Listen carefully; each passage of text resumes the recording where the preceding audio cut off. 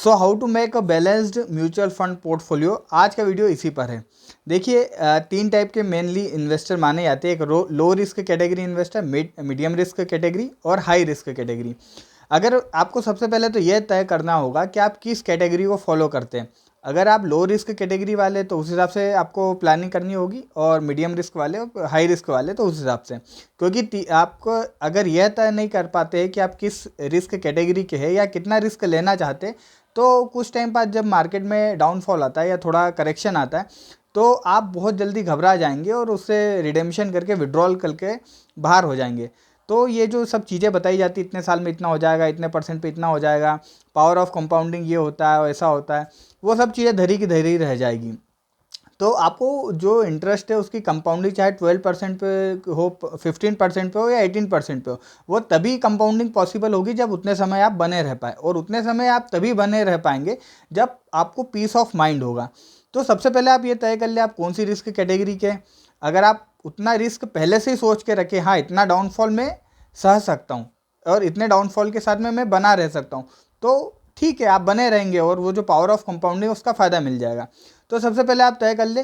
देखिए, अगर एफडी से 2-3% आप चाहते हैं ज़्यादा, 4% ज़्यादा इंटरेस्ट चाहते हैं, और आप चाहते हैं कि हाँ इतना रिस्क में इतना ठीक है मेरे लिए, और डाउनफॉल अब 10-20%, 20% मैक्सिमम में देख सकता हूँ, तो इसका मतलब आप लो रिस्क कैटेगरी के इन्वेस्टर हैं। मीडियम रिस्क कैटेगरी के वो होते जो एफडी से तकरीबन 6% ज़्यादा चाहते हैं। अब 2-2% की कैटेगरी लेके चले, एफडी से 4% ज़्यादा, एफडी से 6% ज़्यादा और एफडी से 8% ज़्यादा। तो मान लीजिए एफडी का रेट 8% है, तो आप अगर 12% के आसपास, 12-13% के आसपास चाहते हैं रिटर्न, तो आप लो रिस्क है। अगर आप 15-16% के आसपास चाहते हैं रिटर्न, तो आप मीडियम रिस्क वाले हैं। और साथ में आप चाहते हैं कि हाँ मैं 30% तक का डाउनफॉल देख सकता हूँ मैक्सिमम, इतने तक के मैं ऑल इज़ वेल बोलता रहूँगा और इस मार्केट में टिका रहूँगा। अगर कहीं डाउनफॉल होता है, कुछ भी होता है, तो मैं 30% तक का डाउनफॉल देख सकता हूँ, तो आप मीडियम रिस्क कैटेगरी के हैं। अगर आप चाहते हैं कि इस मार्केट से ज़्यादा रिटर्न चाहते हैं, हाई रिस्क लेने के लिए आप तैयार हैं, और आप चाहते हैं कि हाँ मैं 40% तक का डाउनफॉल सह सकता हूँ, बना रह सकता हूँ, मतलब पीक वैल्यू से जब भी डाउनफॉल स्टार्ट होगा और मेरे पोर्टफोलियो का जो भी वैल्यू होगा उससे 40% डाउन तक मैं देख सकता हूँ और बना रह सकता हो, तो आप हाई रिस्क वाले कैटेगरी के, हाई रिस्क कैटेगरी के इन्वेस्टर हैं। तो तीनों ही कैटेगरी के लिए मैं वन बाय वन बता देता हूँ। देखिए, अगर लो रिस्क इन्वेस्टर है तो आप 50% अपना, 50% अपना जो है लार्ज कैप फंड्स में रखें।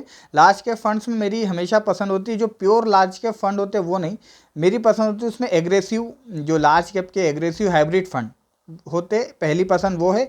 या फिर बैलेंस्ड फंड जो होते हैं देखिए, जो लार्ज कैप फंड होते हैं उसमें जो ज़्यादातर लार्ज कैप फंड है वो उनके इंडेक्स से भी पिछड़ रहे हैं पिछले कुछ सालों में। वो इसलिए क्योंकि उसमें 80% तक का उनको लार्ज कैप में इन्वेस्टमेंट करना पड़ता है। इसलिए आप देखेंगे कि वो उनके इंडेक्स से भी पिछड़ रहे हैं। लगभग 70 से 80% लार्ज कैप फंड्स जो निफ्टी 50 है उसके भी रिटर्न को बीट नहीं कर पा रहे।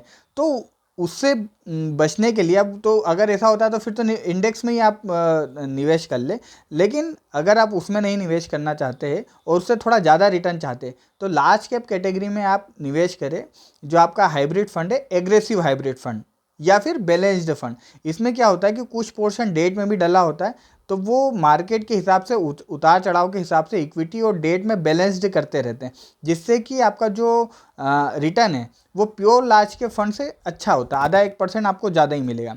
तो लार्ज कैप में 50% करना है आपको, अगर आप लो रिस्क कैटेगरी के हैं, 30% मिड कैप में, और 20% आप स्मॉल कैप में करें। देखिए, इसमें 20% में आप 10% तक भी कर सकते हैं, और बचे हुए 10% को आप मिड कैप में फिर बढ़ा दें। दो ऑप्शन है, 50-30-20 है ना, लार्ज कैप में 50, मिड कैप में 30 और स्मॉल कैप में 20। या फिर ऊपर 50 रहने दे लार्ज कैप में, मिड कैप में जो है थोड़ा सा बढ़ा दे, आप 40% कर दे, और स्मॉल कैप में 10% रहने दे। ये भी एक अच्छा ऑप्शन है। अगर आप मीडियम रिस्क वाले इन्वेस्टर है, तो इसको थोड़ा सा चेंज करना पड़ेगा। आपका लार्ज कैप जो होगा वो होगा 40%, और मिड कैप जो होगा वो होगा 40%, और स्मॉल कैप होगा वो जो होगा 20%। अगर आप मीडियम रिस्क वाले तो इसको तो फॉलो करना है। इसमें जो स्मॉल कैप वाले इनको 20% से कम नहीं करना है। सो 40-40-20 ये मीडियम रिस्क वाले इन्वेस्टर के लिए होगा। अच्छा, इसमें मिड कैप वाले फंड्स कौन से लेने, स्मॉल कैप वाले फंड्स कौन से लेने, इनके लिए एक अलग से वीडियो बनाना पड़ेगा क्योंकि वीडियो बहुत लंबा हो जाएगा। लेकिन फिर भी एक शॉर्ट में मैं बता दूं, मिड कैप में आप अभी इंडेक्स फंड ले सकते हैं और एक दो फंड्स और हैं जिनको मैं आगे के वीडियोस में बता दूंगा। स्मॉल कैप में मेरी पसंद हमेशा टाटा स्मॉल कैप फंड और निप्पॉन इंडिया रहता है, लेकिन और भी फंड्स है जो अच्छे हैं, लेकिन उनके लिए मैं वीडियो बना दूंगा।